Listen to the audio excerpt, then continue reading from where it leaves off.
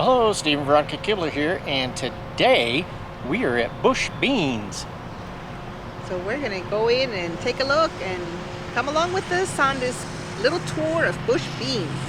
Go ahead and roll that beautiful bean footage.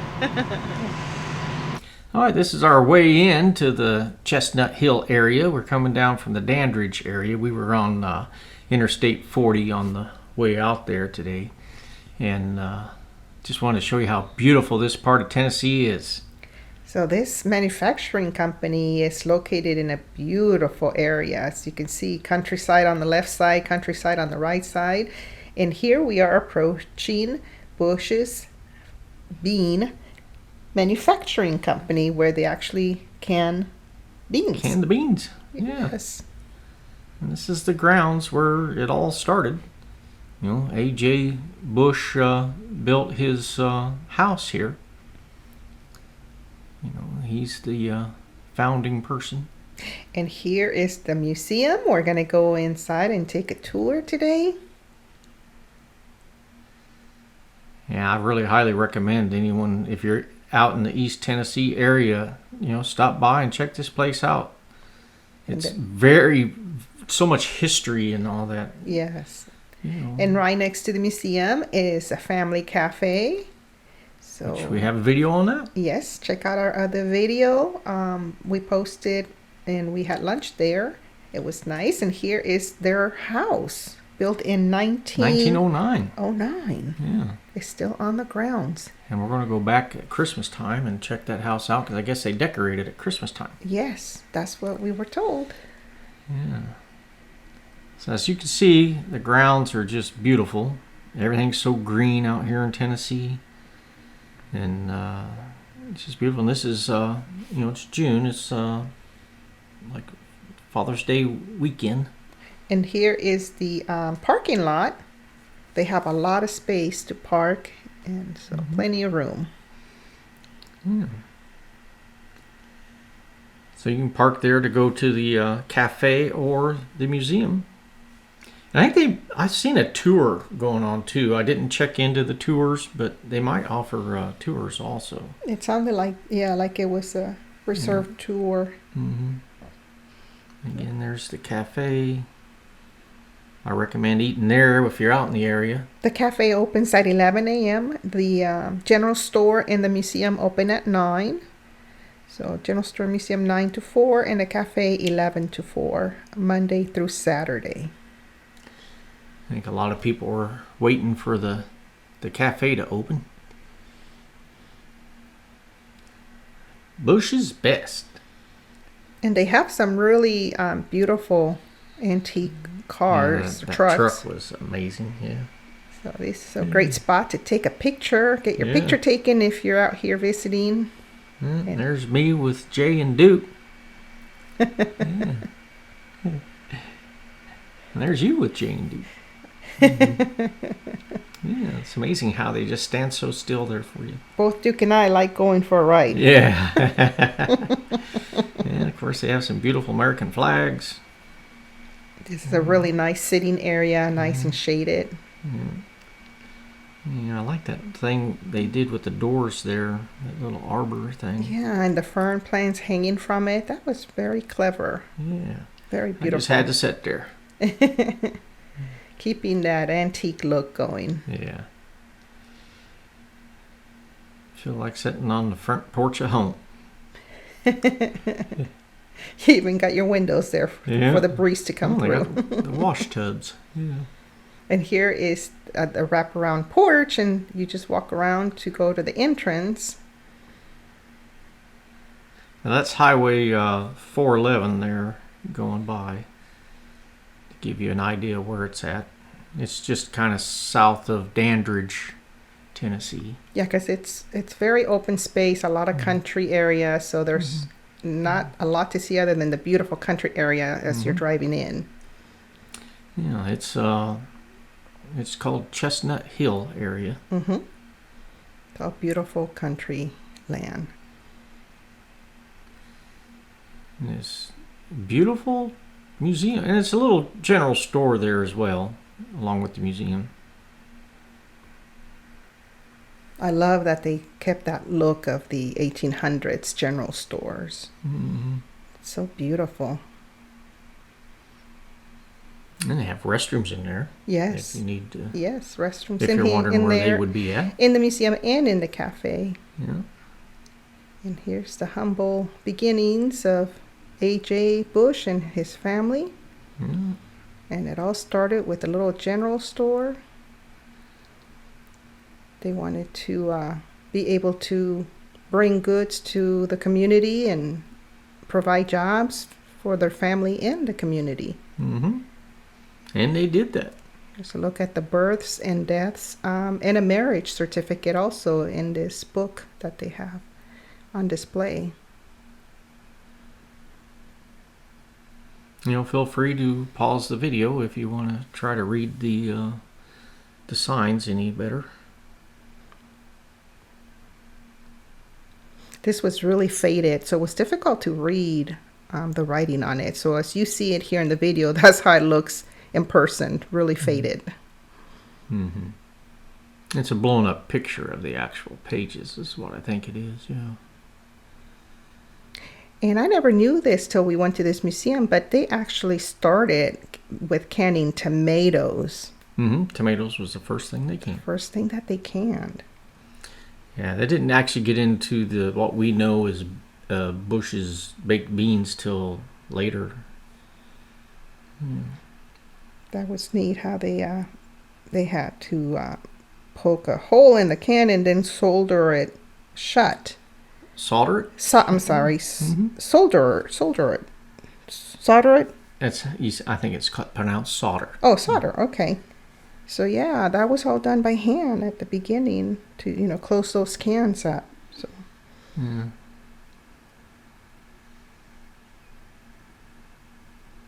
Yeah, and they had like a display of like all the different can openers and stuff. How can openers had changed over the years.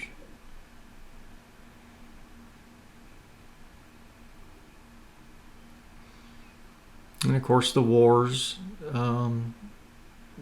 there was things happening during the wars, Yeah, so I guess during World War I, the government approached AJ and gave them a contract for the tomato cans, so 85% of the business was going to military contracts. Yeah. That's good. We thank them for taking care of the military. But I guess with that, after the war, the contracts abruptly stopped. And so they had a lot of inventory on the books for like a year. It took them like a year to be able to sell the rest of that inventory. Yeah. There's a lot of, anytime that the country goes into a major war, it affects all other manufacturing and businesses. Yes, it does.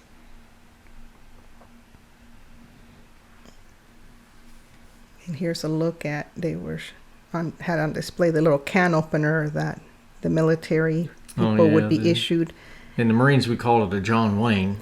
That little can opener. Yeah, it's a P-38 is what it's officially called, but Marines, we call them John Waynes. Folks were joking around in there saying, does it take 38 times to go around the can to get it open? That's one claim, yeah. Original chair. A.J. Bush. Yeah, his office chair. Yeah. If that chair could tell stories. Here's some really neat pictures of their general store. And it definitely is a family business. The sons were made president, and then a couple of them were vice presidents, and so that was really neat. Yeah. They opened new canning operations in Clinton and Oak Grove, Tennessee as well.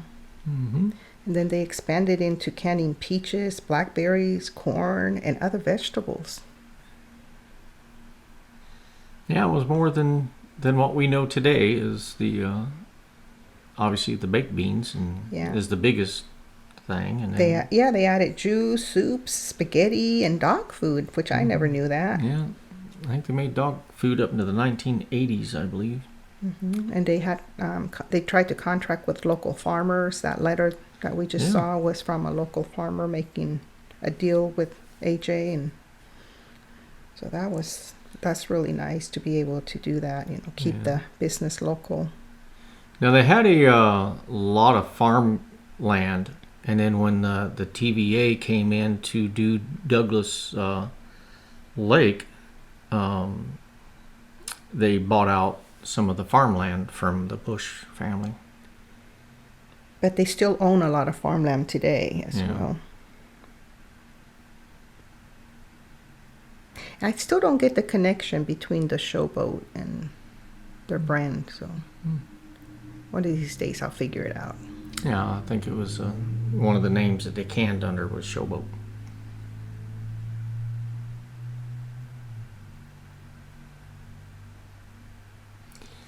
Yeah.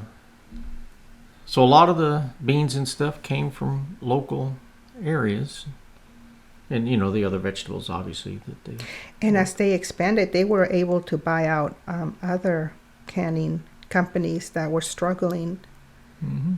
So they were becoming very, very big. And in 1952, that's when they actually entered the dry bean business. So it wasn't until 1952 that they realized we can buy the dry beans, and then when we stop canning the greens and the fresh produce, then we can go to canning the dry beans.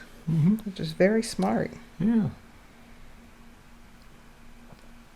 And here's a look at the 50. They were 50 years old in these pictures. The company was 50 years old, and they celebrated by having a big family gathering right there in Chestnut, Tennessee. And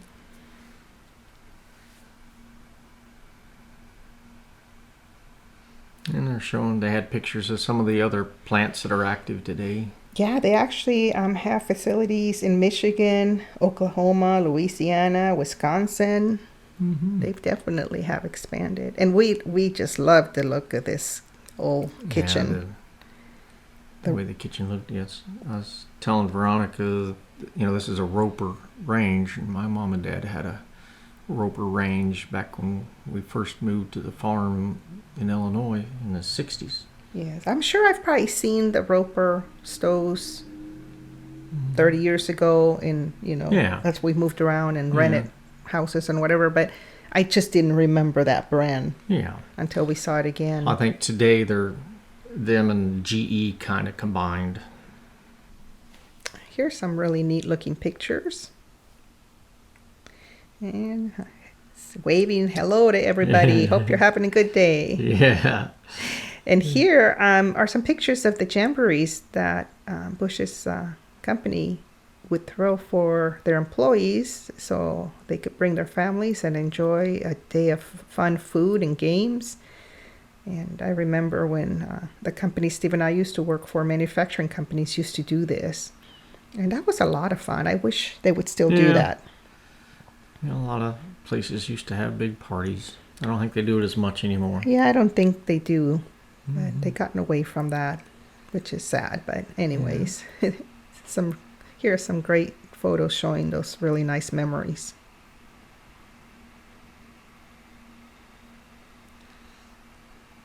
Yeah.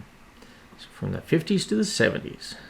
Looks like they'd bring in some entertainment, some popular acts at the time. Yep. And then here we're moving into the second level of the museum. Roll that beautiful bean footage.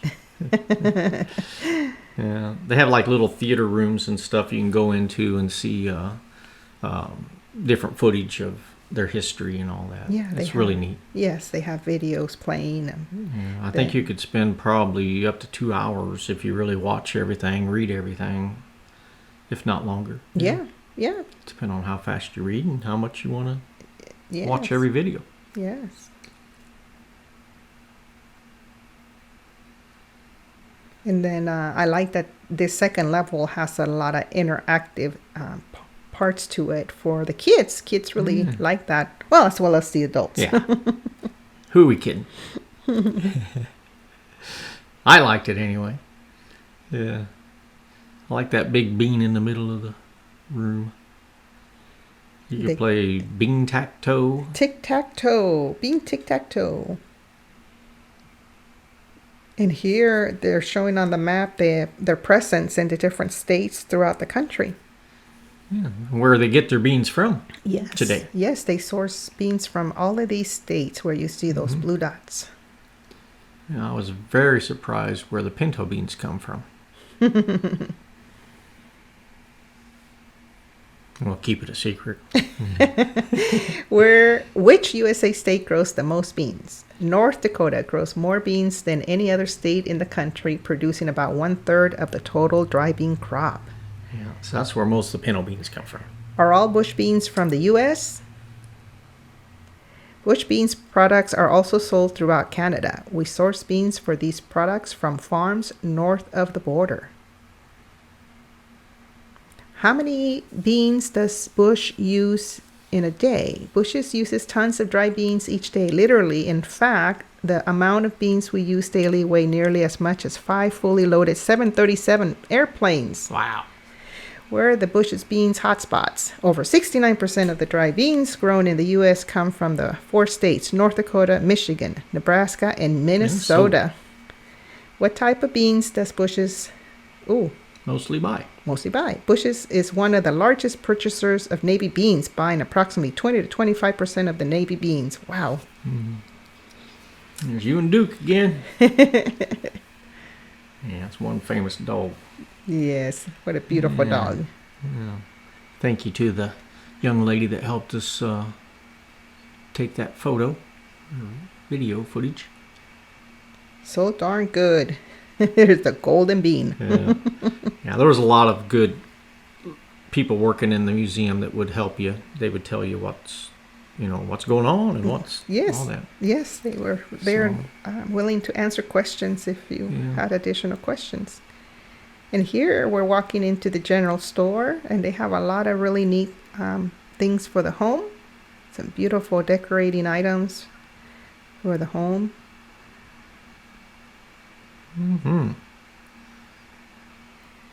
Yeah, just we're all out of room for knickknacks and stuff. I would be buying all this stuff. Love cardinals. And they had some beautiful rabbits for your garden and some pillows for the sofa. And there's Duke. There's Duke. Souvenirs to take home. Yeah. They got some miniature ones too, so that's nice. Little Dukes. Looks like a keychain maybe. Oh, some more beautiful items for the kitchen. Beautiful spring colors. A lot of washcloths and hand towels. Some soap. You can put your soap in those little tubs. Your bars of soap, which they were also selling bars of soap in this section. Pot holders. And I like this cup. Sunbeam, yeah. That was pretty. That was a real popular bread when I was growing up. That was a tin cup. It's really pretty. We still have that brand of bread out here. Yeah, well, I think it's, if I've read it right, it's made in Mexico. Yeah. Interesting. I love that hat. That was a really nice hat. So, this is the gift shop. They had lots of souvenirs. They even had some pajamas. Here they are, the pajamas with the beans on them. Yeah. And a beach towel. A hat. And we bought this sticker. Yeah, got that for our granddaughter. We're going to be sending that. But we had a wonderful time at the Bush Beans Museum. And if you like the videos we're bringing you, please feel free to subscribe to our channel. We like to read your comments, and we hope that you're enjoying what we're bringing you. So we hope that you enjoyed this video and that you have a great rest of your day. Thanks for watching our videos.